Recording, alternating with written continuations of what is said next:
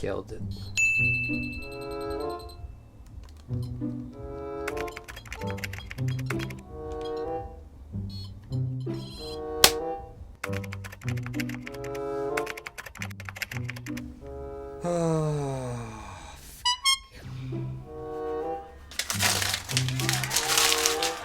one is heading in the general direction of the spinach patch.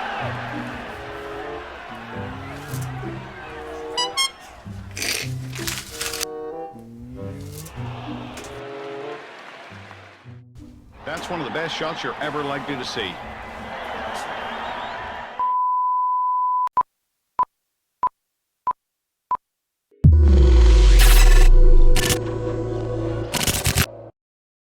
Hey guys, welcome to Spike Neilo Music. Today I want to talk about not hitting your head against a brick wall. And when inspiration isn't necessarily coming your way, there's different ways to combat that. Some of them maybe just get out of the studio. Some could be trying a new project. Some could even be reaching out to people you admire and look up to, which is something that I do a lot. I have people that sometimes I give a phone call and chew the fat and talk about the struggles and things that are difficulties in business, or it can be songwriting or things that you keep getting stuck at. There's kind of always that point where you feel like you're going round in circles, and I think it's good to try and find different ways and people that can help you break those things. So a good example of that, for instance, can be going to get a coffee or getting some fresh air, or let's go get a coffee. Let's go get a coffee.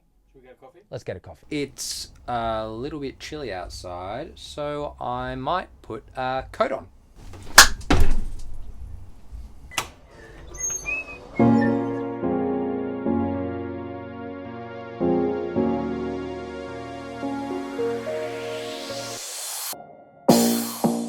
Alright, so just ordered our coffees, Abbotsford chai, hazelnut latte, and Earl Grey tea. And I'm gonna give my mate a buzz. I'm gonna give JTB a buzz, Jack the Bear. That's who I'm gonna call. I'm gonna give him a buzz, see what happens. So.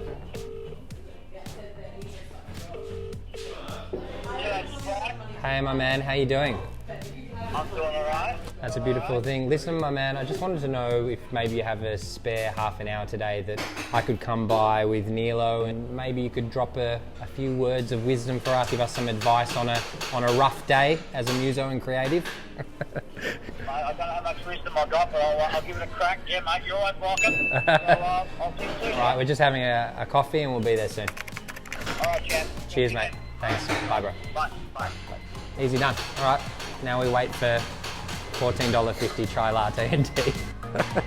The best in the world, that's what they're saying. It's going to be the best.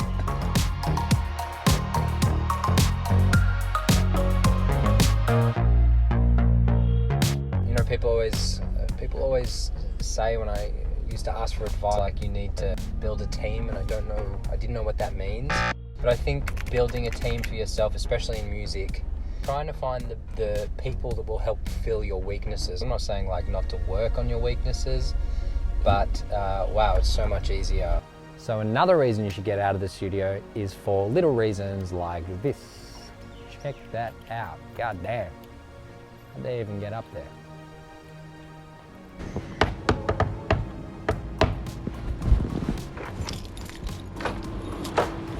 Hey mate. Hello mate, how you going? Good to see you, fella.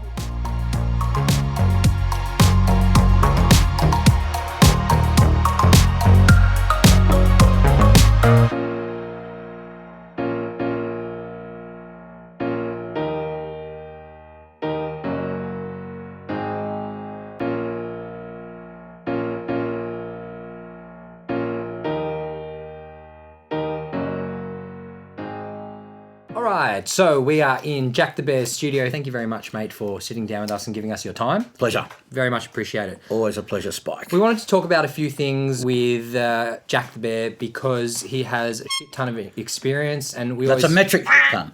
Metric ton of experience, and we always enjoy his 2 cents and opinion on the matter. So what we want to talk about today is, we've spoken about this topic here and there. We want to talk about, you know, all of us as creatives, we spend a lot of time in self-isolation, and we very much want to build ourselves in whatever our craft is. And that takes a lot of time. So granted that you have to invest all the time, at what point do you think, do you need to step out of the studio? Do you need to start asking other people for help, seeking advice? I mean, this isn't a career, and correct me if I'm wrong, where you just got to do it all by yourself. Well, they say advice is confirmation to the answer you already know. I think there are a lot of people that are very self-sufficient in doing lots of different aspects of the work, from the creative side of things, marketing, the accounting side, etc., etc. Sure. As far as the counsel, they say that a wise man always seeks counsel.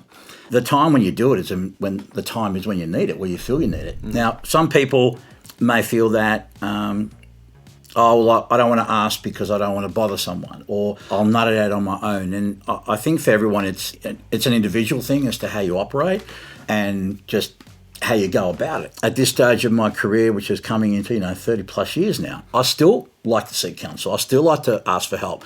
No one really does it on their own. Isolation is something that you choose to do. It may not be what you want to be doing, but I still believe that is that's a choice that you make. We have strengths and weaknesses because sometimes we tip more towards doing something that we love and we give less attention to maybe the things we don't. But for how long would you say, do you nurture something until you maybe say, you know what, I'm not great at this? For example, I once tried to do video editing, and I realized very, very quickly that if I really want to get good at this and invest my time, it's just, for me, it's going to be a waste of time, because what I want to do is music production, and that's already needs a lot of nurturing and love. Well, I think you just gave the perfect example. And the time is when you realize that the energy, resources and effort you're going to put into something, as good as it may be to know, isn't going to give you the return that what you love and what you're good at will give you. So, for example, let's just say you make $100 an hour mixing records, and you think, oh, look, I really would like to have a hand of video editing, post-production, because it would be cool so I can do my own videos and I don't have to worry about getting someone else to do it. Problem is that for every hour that you're learning this craft and considering that that isn't something that you're going to do and use to hire yourself out as, you're not going to be, in the meantime, you've got opportunities to make $100 an hour when you could outsource that to someone, right, who may charge maybe a little less. It could be equal, but either way, you're not going to be spending this time idly doing something, as good as it is to learn the new skill, that ultimately isn't going to give you that return on that time invested. And as far as rejection is concerned, I mean, that's a given. And I'm not saying that to be a pessimist or bring the doom and gloom. I'm saying that is just a normal part of life and a normal part of being a creator. But as I've gotten older, I've learned that rejection isn't about me per se. It's not about me. 95% of the reason had nothing to do with you. Sure. Yeah. With the benefit of hindsight, when I connect the dots, I can go, this situation, opportunity, wherever I am at the moment, could not have happened if it wasn't for that rejection. As a mastering engineer, and I know that you've said before that music is subjective, so it can be a bunch of different ways, but what are your expectations when receiving a mix? It can be technical in terms of low end. How much low end is too much low end? What are the expectations for a mastering engineer when sending it off to get mastered? I don't know if you've heard this saying, but they say record as if there was no mixing and mix as if there was no mastering. When you make your record, make it as close as possible to the way you want it to sound kind of finished. Don't try and second guess what the mastering engineer is going to do. I always check every mix I work on. If there's an issue, I'll call. Make sure you put, a song, and even if you haven't got a song title down, that's not the one that you're going out with, at least who you are, or the band name. If you haven't got a band name, doesn't matter, at least so that the engineer knows, that's the client. Make sure that you leave some headroom on the mix. Sometimes what people do inadvertently, when they mix and they want to check it out in their car, they'll put a loudness plug-in or ozone or something like that on it, just to kind of get a feel for how it's going to stack up with other mastered tracks out there. Make sure that if you do that, you bypass that. Do you have a preferred amount of headroom? 3, 6, 9, doesn't matter? I don't have a particular number. As long as there's room. So long as there's enough room, 2, 3 dB. I guess when you look at the file, so long as it doesn't look like a block of cheese and that there's a little bit of space between the top of the peak of the sure. Of the dynamic, just leave it. Leave me a little bit of room to work with. I just want the mix to sound balanced. Now, if it doesn't sound balanced, I'll get back and I'll offer some input as to just what they can do to help improve things. I mean, I know what I'm capable of doing with a mix, but I also know that there's a certain line where this is outside my pay grade. I will never throw anyone under the bus.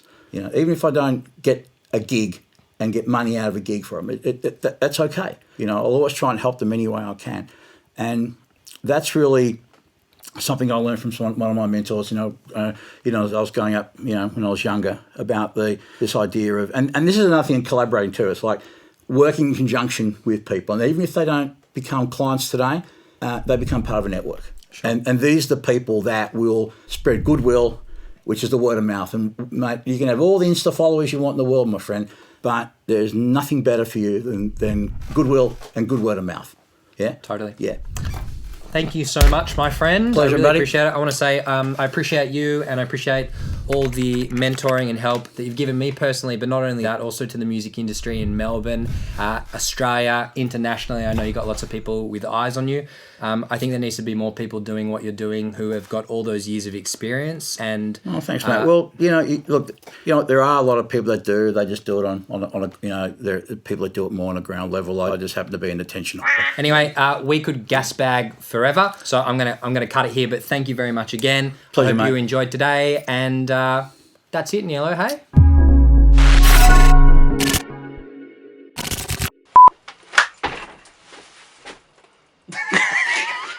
Cool. While we're here, you wanted to listen to your...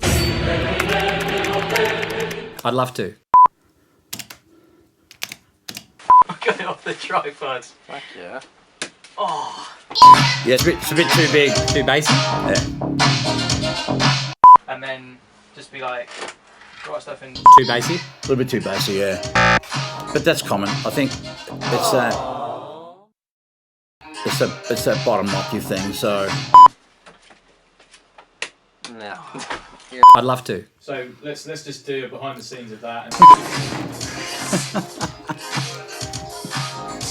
oh god.